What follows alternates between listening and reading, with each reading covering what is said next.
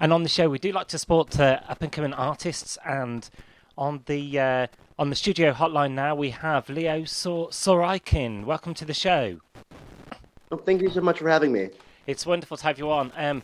I have played your music before on my shows, so I do know a little bit what you're about. Your music is along the par of indie folk.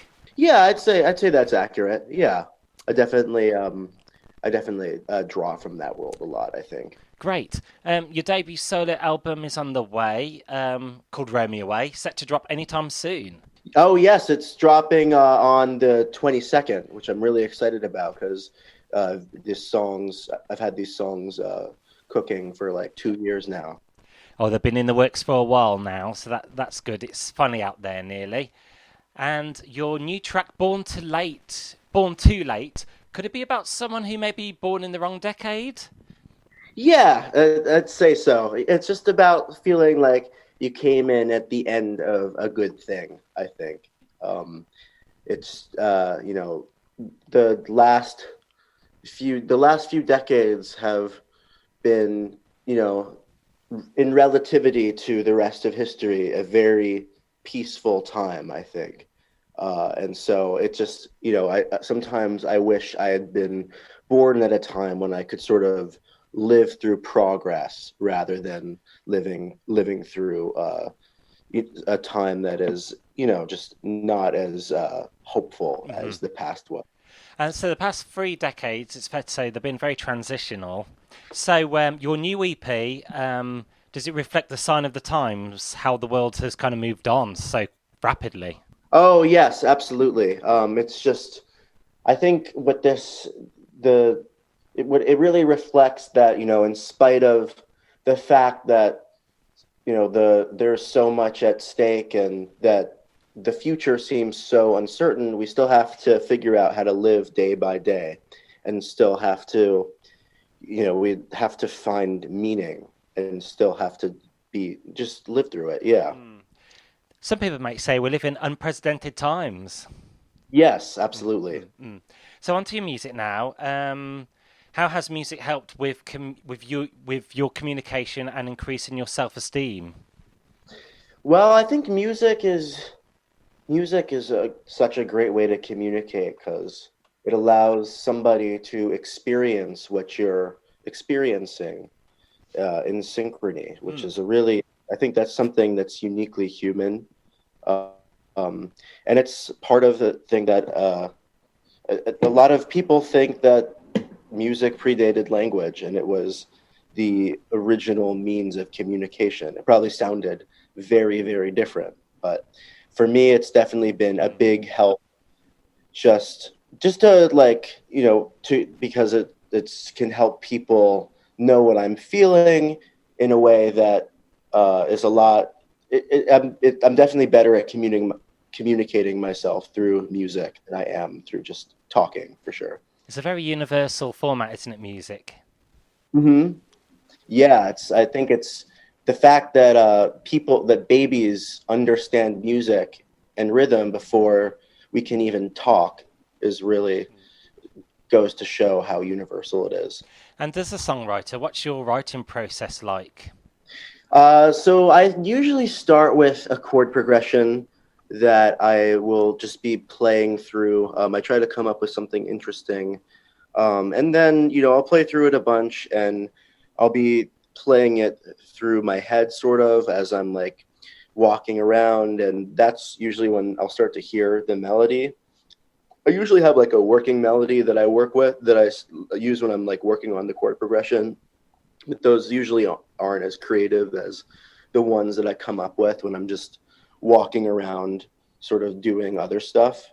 Um, and sometimes a melody will just come to me first, and then I'll build the chords around that. And often those songs tend to be a little bit more visceral, I think. Definitely less cerebral than the ones that start with a chord progression. But I always finish with lyrics. It's the last thing I do, and it generally takes me the longest. Would you say you're imaginative as well and have an eye for art as well?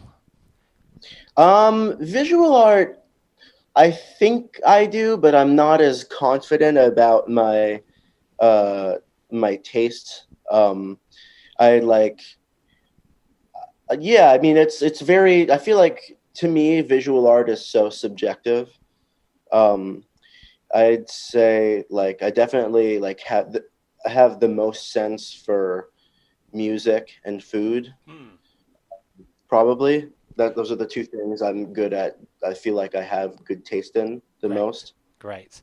And you were in a front band as well. Was it the Core Days, if my Oh pronunciation yes, yes. is right? What's it like to fly solo as well after leaving a band?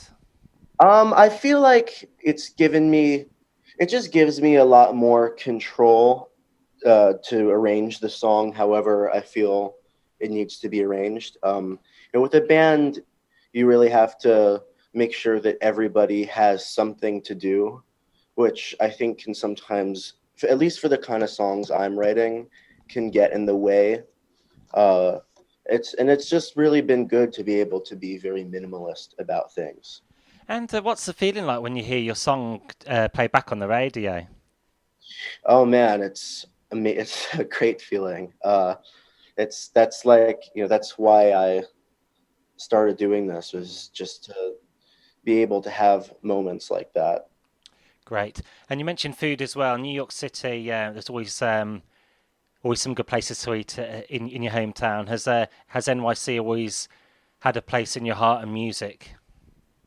Yeah, I love this. I love the city so much. I grew up on the Upper West Side, so I was like always going to the parks when I was younger.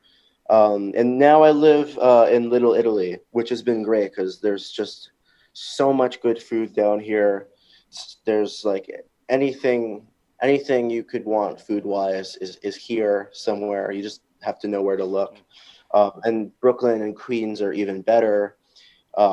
Yeah, I've never like I'm every day I'm looking for something new to try.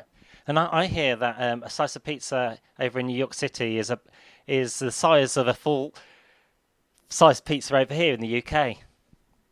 At some places, yeah. There's this one place called Coronets uptown that has like a slice of pizza that's like almost the size of a plate. It's insane. It's like bigger than my head. And Yeah. tell us your top hot spot in your city. My top what? Hot spot in your city. Oh, I mean, depends for what. I mean, for food, I really love the Essex market. There's just there's so many different things to have there. It's really good. I don't know if you guys have doner kebab in Britain, We but we do. have one.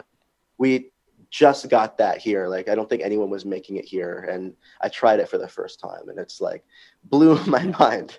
So good. They are good.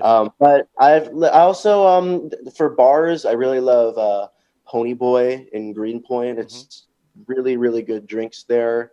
Also, there's this really cool place, Masquerade, in Williamsburg. Yeah, there's lots of great spots to go. And of course, the music as well. Do you have your karaoke bars, and do you like to sometimes pop along to open mic nights as well? Hmm. Where you live, do you have karaoke bars and open mic bars where you can play music on stage?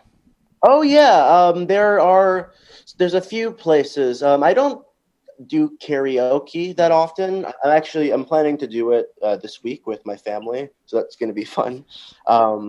But yeah, I like I there's a like open jam night at that bar Pony Boy every Hmm. Tuesday. I might actually go later tonight. But basically, they call it Tuesday, and anybody can get on stage and play an instrument or just like sing sort of ska to uh, whatever we're playing on stage. But yeah, there's a lot of stuff like that to do in the city. Marvelous. Well, thank you so much for telling my listener about a little bit more about yourself and your hometown as well, home city, and your music as well. Not forgetting your music. We're going to play your new track as well, which is "Born Too Late." We're going to get that right now on the airwaves. Thanks for joining me, LEO SAWIKIN. It's been a pleasure. Thank you so much for having me. Really appreciate it. No worries. You're most welcome.